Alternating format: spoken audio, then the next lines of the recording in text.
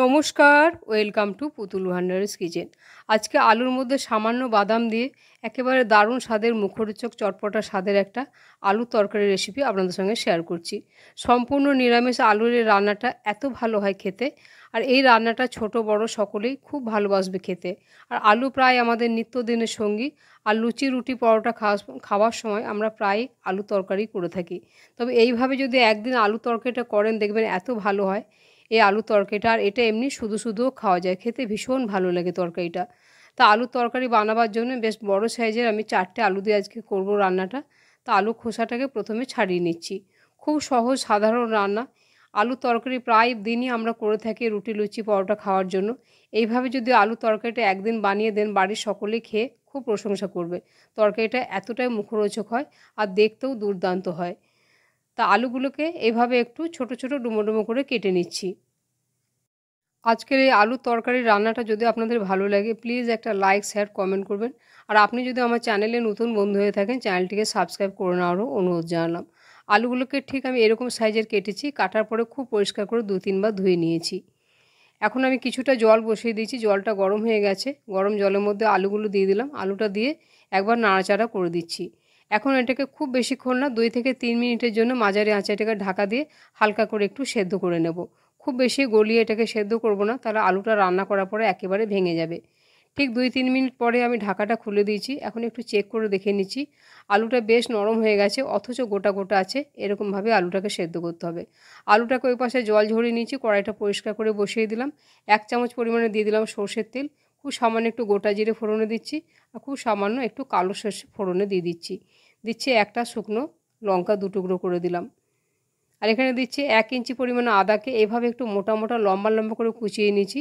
এইভাবে একটু মোটা করে আদাটা কুচিয়ে দিলে এই আদাগুলো যখন মুখে পড়বে খেতে খুব ভালো লাগবে। তবে আপনারা চাইলে আদাটা একটু গ্রেট করেও দিতে পারেন। আদাটা হালকা করে একটু ভেজে নিলাম। বেশ সুন্দর যখন আদাটা থেকে গন্ধ বেরোবে, যে আলুটা আমি সেদ্ধ করে রাখলাম সেই সেদ্ধ করা আলুটা দিয়ে দিচ্ছি। এখন আলুটাকে নাড়াচাড়া করে বেশ কিছুক্ষণ একটু ভেজে নেব।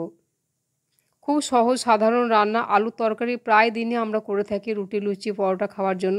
এইভাবে একদিন করে দেখবেন। আর এই আলুর তরকারিটা এমনি শুধু মুখেও খাওয়া যায়। কিছুটা ভাজা হয়ে গেছে, এখন মাঝখানটা আমি একটুখানি ফাঁকা করে দিলাম। এখানে আমি 4 চামচে 1 চামচ পরিমাণে দিয়ে দিচ্ছি সাদা তিল। সাদা তিলটা প্রথমে শুকনো কড়াই একটুখানি নাড়াচাড়া করে নিলাম।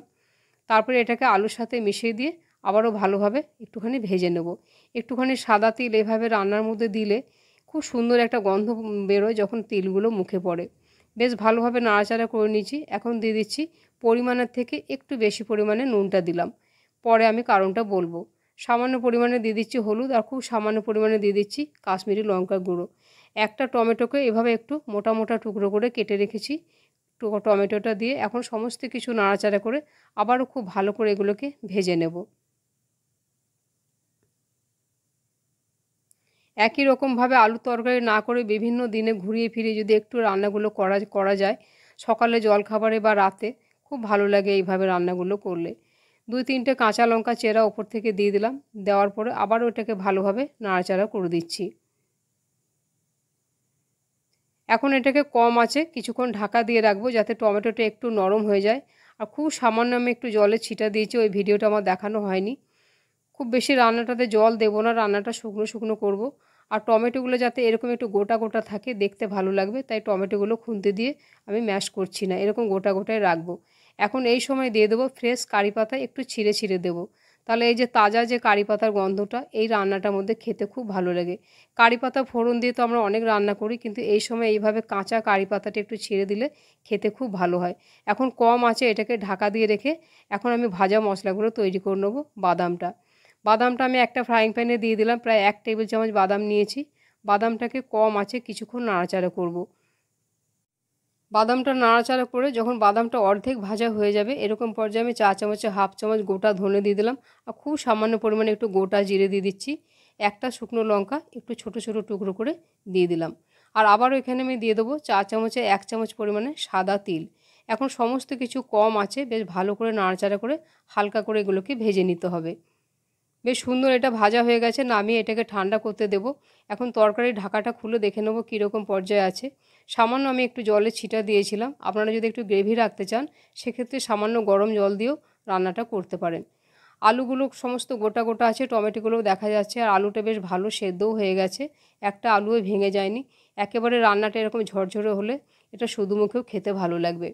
এদিকে বাদামটা যে ভাজলাম এটা বেশ ঠান্ডা হয়ে গেছে, মিক্সির জারের মধ্যে দিয়ে হালকা করে একবার একটু ঘুরিয়ে নিয়েছি। একটু এরকম মোটা মোটা দানা দানা করে রাখতে হবে, তাহলে এগুলো মুখে পড়লে খেতে খুব ভালো লাগবে আর দেখতেও ভালো লাগবে।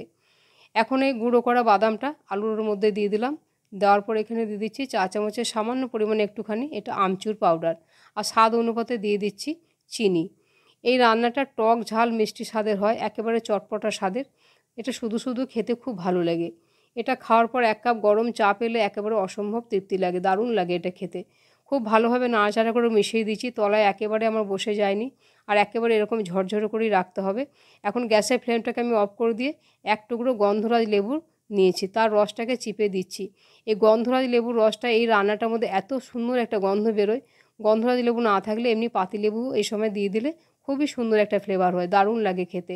নুনের পরিমাণটা তার জন্য একটু বেশি দিয়েছিলাম, যেহেতু আমচুর পাউডার দিলাম আর লেবু দিলাম, তার জন্য নুনটা একটু বেশি দিয়েছিলাম। দেখুন দেখতে এটা কত সুন্দর লাগছে। আজকের রান্নাটা যদি ভালো লাগে আপনাদের, তাহলে প্লিজ একটা লাইক শেয়ার কমেন্ট করবেন, আর আমার চ্যানেলটিকে সাবস্ক্রাইব করে নেওয়ারও অনুরোধ জানালাম। রান্নাটা সম্পূর্ণ দেখার জন্য ধন্যবাদ। তাহলে আবার অন্য কোনো দিন দেখা হবে অন্য কোনো রেসিপিতে। সবাই ভালো থাকবেন, নমস্কার।